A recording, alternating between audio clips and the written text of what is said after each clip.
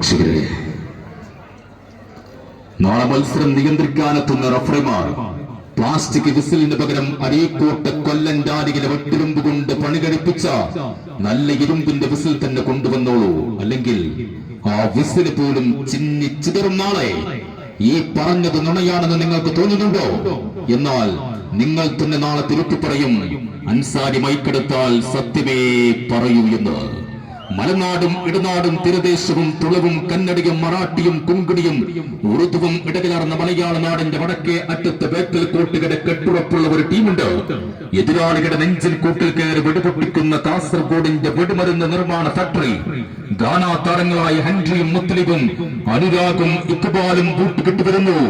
ലോകത്തിന്റെ fashion city Paris ആണെങ്കിൽ കേരളത്തിന്റെ ഫാഷൻ നഗരിയായ കാസർഗോഡ് നിന്നും വന്ന് ലിൻഷ മെഡിക്കൽസ് മണ്ണാർക്കാടിന്റെ മണ്ണറയിൽ 3 പിടി മണ്ണിട്ട് മൂടിയ അരീക്കോട്ടുകാരൻ പ്യാരികയുടെ തന്ത്രങ്ങളുമായി എത്തുന്ന മൂസ ഖാന്റെ പട്ടാളം.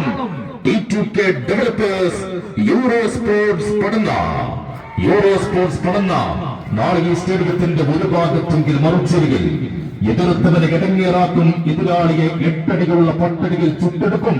ഹുങ്ക് കാണിച്ചു വരുന്നവനെ ഹുങ്കാലം കൊടുക്കുന്ന ഈ കഴുകന്മാർ റാഞ്ചി പറക്കും. വെളുത്ത ചെകുത്താന്മാരുടെ മുഖത്ത് നോക്കി തെരഞ്ഞെടാ എന്റെ നാടിന്റെ നികുതി എന്ന് പ്രഖ്യാപിച്ച് വീരകേസരമാരുടെ നാട്ടിൽ നിന്ന് നോ കോംപ്രമൈസ് എന്ന് പറഞ്ഞു വരുന്നുണ്ടവർ.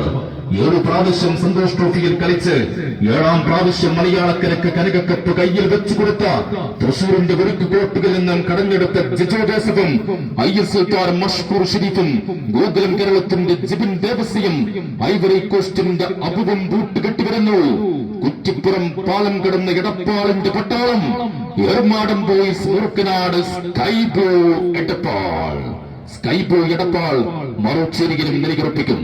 എടപ്പാളിനെ കുന്തത്തിൽ നാട്ടി നാളെ മഞ്ചേരിയിൽ കാൽച്ചക്ക് വെക്കുമെന്ന് യൂറോ സ്പോർട്സ് പടന്ന മണ്ണാർക്കാടിനെ തകർത്തുമായി വീമ്പുമായി വരുന്ന മൂസാക്കാന്റെ കുട്ടികൾ നാളെ പട്ടം പോലെ പറത്തുമെന്ന് സ്കൈബോ എടപ്പാൾ.